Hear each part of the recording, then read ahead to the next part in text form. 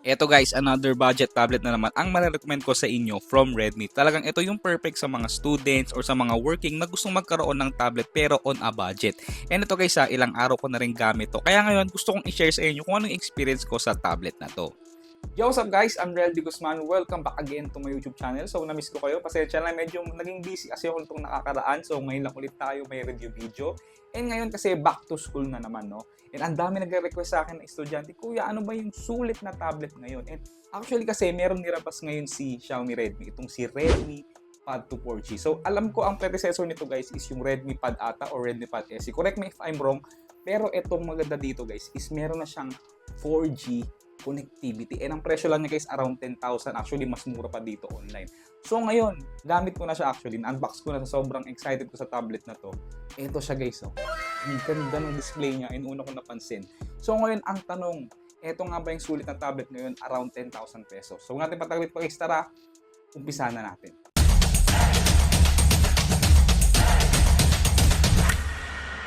Okay, so quick specification lang, meron tong MediaTek Helio G100 Ultra which is perfect na yan guys para sa kanyang presyo. Meron tong 11-inch IPS LCD display na may 2.5K resolution at 90Hz of screen refresh rate. So sobrang smooth lang dito guys lalo na pag nag-i-scroll ako. And then meron siyang 9,000 mAh capacity na battery. Tapos meron pa yan 8 and 6 gigabytes of RAM and 128 and 256 of internal storage. So, 'di ba? Yung pa lang guys, so napakaganda na. Meron pa yang quad speakers na may Dolby Atmos at kita nyo guys, so meron siyang headphone jack. At syempre, pinaka nagustuhan ko talaga is yung kanyang dual 4G connectivity. So, dual SIM tray siya guys. And meron pa siyang micro SD slot. O, 'di ba guys, so for that price, so ang ganda rin ng kanyang design. Tingnan mo naman yung design niya sa likod. Linis lang. And actually, talagang kung ikaw students, talagang tsak papatok tong tablet na to kasi naman napakamura lang niya. Pero, ang ganda na nung kanyang specs. At syempre guys, na-unbox ko na rin ito. So sa box guys, napaka-basic lang din ng laman. Kagaya na lang nitong tablet na to na napakaganda ng kanyang design. At syempre, hindi mawawala dyan guys yung 18 watts na charging brick at yung kanyang charging cable, yung kanyang user's manual at yung kanyang panundot. Sa kanyang design, meron tong glass front, aluminum frame, and yung kanyang metal unibody na design sa likod. And nagustuhan ko yung pagkamat nung kanyang likod. Napakalinis lang tingnan. So pagdating sa kanan guys, andito yung kanyang dalawang speakers. And good thing na may headphone jack at Type-C port. And syempre, sa kaliwa naman, andito yung kanyang dalawa pang speakers, power button, at may nakalagay dyan na Dolby Atmos kung makikita nyo. And pagdating naman sa baba, malinis at wala nang nakalagay. At sa taas naman guys, meron tong dual SIM tray na hybrid at may micro SD slot, mic, at yung kanyang volume rocker. Meron tong 510 grams na nakakatuwa kasi hindi naman siya kasing bigat ng mga ibang tablet na nahawakan ko. Pumunta naman tayo sa display guys, meron tong 11-inch IPS LCD display na may 90Hz of screen refresh rate. Meron din siyang 2.5K na resolution, 274 ppi, 16:10 na aspect ratio, and maganda rito, naka-widevine L1 na rin siya. So makakanood din tayo ng mga full HD content sa mga streaming platforms. So yes, average naman yung kanyang display, pop-up, and maganda yung mga pinoproduce na color ng display ng tablet na to. Medyo nakukulangan lang ako sa kanyang brightness, lalo na pag ginagamit ko to outdoors, pero still smooth pa rin naman siya dahil meron tong 90Hz. So pagdating naman sa display settings, pwede nyo paglaruan sa color scheme, kagaya na lang ng BP, saturated, or standard. And syempre, pwede mo rin i-adjust yung kanyang refresh rate to default or kaya naman custom nyo lang siya to 90Hz. Pero mas maganda syempre yung default para mas makatipid ng battery. So again, sa display brightness, kaya nito guys up to 600 nits of peak brightness. So again, kung ako tatanungin talaga, medyo bitin talaga yung kanyang brightness, lalo na pag ginagamit ko to outdoor kasi nga reflective yung kanyang displays and medyo mahina pa yung kanyang brightness. Okay guys, so pagdating naman sa kanyang presyo, actually hindi ko pa sure yung pinaka-price niya kasi iba talaga yung presyo pag online and then pag nasa mall na syempre. Pero yung alam ko na lang talaga yung pinaka-presyo nito guys, yung 6128 na variant is nasa around 10,000 plus. And then yung namang 8256 na variant is nasa around 11,000 pataas. Pero nababago-bago yan guys lalo na online. Pero make sure guys, pag trip nyo talagang mas makamura, sa online minsan mas maganda makabili. Tapos minsan may mga freebies pa na kunwari smart pen. And then pagdating naman sa kanyang color guys, meron siyang graphite gray, mint green, and lavender purple. So ito yung napunta sa akin is si graphite gray, which is, alam mo yun, simple look lang, napakalinis, wala masyadong mga nakalagay dito. And gustong gusto ko siya kasi ang nipis lang din niya. Oh. Tapos hindi siya masyadong mabigat. Yung isa ko kasing tablet guys is 12-inch. So itong isang to is 11 inch. So kasyang-kasya to kahit dun sa mga maliit ko na bag. So akin okay na tong tablet na to. So meron tong 4G LTE connectivity which is talagang po perfect sa tablet na to kasi hindi mo na kailangan mag-hotspot sa phone mo. And kung makikita nyo, stable naman yung kanyang signal kahit gamitin nyo outdoors. Pero syempre hindi kasing bilis ng mga 5G. Pero pwede na yan guys para sa tablet na meron na siyang SIM card slot. And para naman sa kanyang Wi-Fi, support to ng Wi-Fi 5. And wala akong naging problema guys kahit 5 GHz or 2.4 GHz na connection. So okay ang kanyang Wi-Fi connectivity. Guys, meron na rin pala itong stylus support. Yung Redmi Smart Pen ang compatible dito. Pero ito kasing unit na napunta sa akin is hindi ko na binila ng Smart Pen kasi hindi naman ako magaling mag-drawing. Pero sa mga artists dyan or sa mga students na mahilig mag-drawing is sobrang perfect nito. Kasi sa pagkakaalam ko, yung pen na kasama nito is meron ding palm rejection. Pero kasi itong gamit ko guys is universal pen so wala tong palm rejection. Pero still guys napaka-responsive pa rin ng kanyang display every time na nagdo-drawing ako dito. So I think talaga magugustuhan to ng mga magagaling mag-drawing, mga artists, or kung mahilig ka lang mag-take down notes kasi nga malaki din yung kanyang display. So pagdating naman dito kay sa video editing, nagtry ako mag-edit ng ibang mga videos and masasabi ko na okay din mag-edit ng video dito. Yun nga lang hanggang 1080p lang yung kinaya kong video kasi pag 4K medyo nakakaramdam ako ng lag.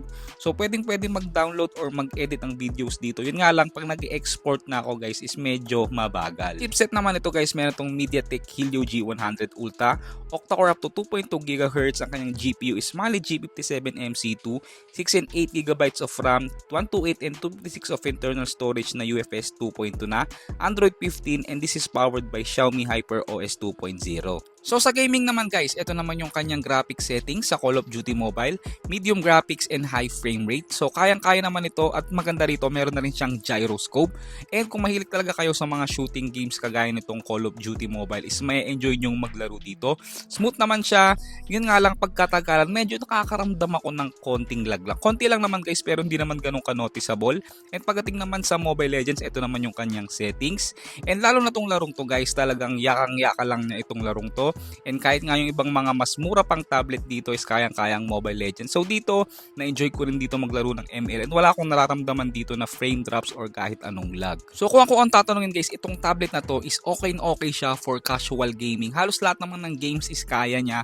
Yun nga lang, don't expect too much sa tablet na to pagdating sa gaming kasi hindi naman flagship level yung kanyang chipset. So may mga games ako na natry dito na hindi ko na binidyohan na talagang naglalag siya. Pero kung mga casual games lang like Call of Duty, Mobile Legends, Asphalt Knight at kung ano-ano pa is kayang-kaya niya. So ito naman yung kanyang scores, ang Antutu benchmark umabot ng 400,000 plus points. So not bad na rin guys no para sa tablet na to. So sa camera naman meron tong 8 megapixel main camera and 5 megapixel selfie camera. Tapos sa video recording naman guys, kaya niya mag-record up to 1080p at 30 fps. So wala rin siyang stabilization. So not bad naman guys, nating special pagdating sa kanyang camera.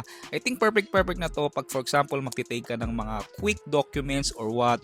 So yung kanyang camera is average lang din para sa akin. Okay, so para may idea lang kayo guys, ito yung mga sample shots ko using the Redmi Pad 2 4G. And in fairness hindi ko na-expect na kahit papano is acceptable na yung kanyang camera quality. Hindi siya kasing ganda ng mga flagship level na tablet. Pero again, huwag tayong mag-expect ng todo-todo sa kanyang camera. Pero para sa isang tablet no, kahit papano, okay naman na yung kanyang camera quality. Okay guys, so pumunta naman tayo sa kanyang speakers. Maganda dito, ayan kung makikita nyo. Quad speakers na siya, ayan, 1, 2, and then 3, 4. Tapos, kung makikita nyo ng maigi, ayan, hindi ko na kung makikita nyo, may Dolby Atmos na rin. So, para sa akin, okay na yung speaker niya guys pero kayo pa rin ang humusga.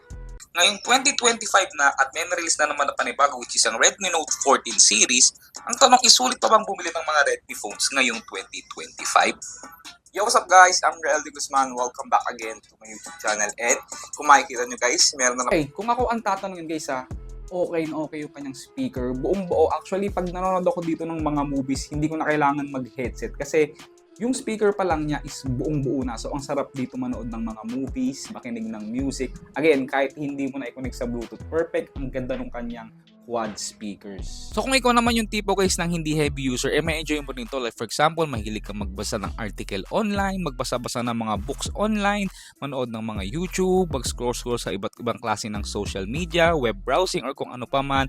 For example, sa TikTok, or kung ano pa mang klase ng entertainment through social media, may enjoy mo to kasi nga guys is naka 90Hz screen refresh rate yung kanyang display. Isa pang nagustuhan kong features dito guys is yung circle to search. Napakagandang features nito guys. For example, nag-scroll ka lang sa social media, tapos bibilugan mo lang yung bagay na gusto mo at automatic lalabas na yung information niya sa Google. Makikita mo rin yung iba pang mga pictures, presyo, or kung ano pa mang information about doon sa item na nagustuhan mo. Okay, so usapang battery naman guys, meron tong 9,000 mAh capacity, 18 watts na wired charging, and yung battery nito guys umaabot sa akin ng 2.5 araw. So talagang makunat yung battery niya. Yun nga lang, pagdating sa charging time is napakabagal. From 10% to 100% is inaabot ng halos 2 hours and 25 minutes. So yun nga lang naman guys, no, okay yung battery, talagang tumatagal sa akin. Yun nga lang, talagang mabagal mag-charge. So sana ginawa man lang 35 watts kasi nga malaki yung kanyang battery. Okay guys, so overall, ito ang masasabi ko sa tablet na to. Sulit siya pero hindi siya perfect. Mamaya sabihin ko sa inyo. Okay, ang una kong nagustuhan dito is yung kanya talagang display. 11 inch, may 90Hz. Yung ibang tablet na mas mahal dito, 60Hz lang. Pero ito, 90Hz na. Pangalawa guys, yung kanyang battery. 9,000 mAh. Ang tagal niya talaga malobat. Ayun yung pinaka nagustuhan ko dito, ang kunat ng tablet na to. Tapos syempre, ang lakas din ng kanyang speaker. Pagdating sa kanyang chipset, okay naman yung kanyang chipset guys, wala akong naging problema. Although kaya mag-expect ng todo-todo kasi hindi naman flagship yung nilagay na chipset ni Redmi dito.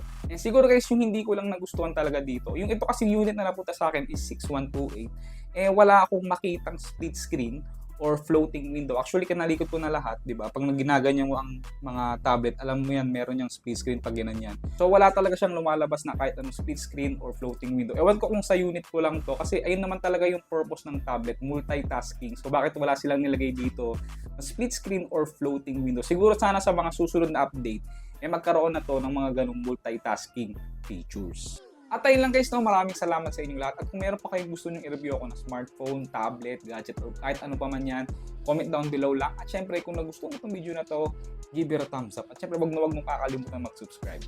Peace!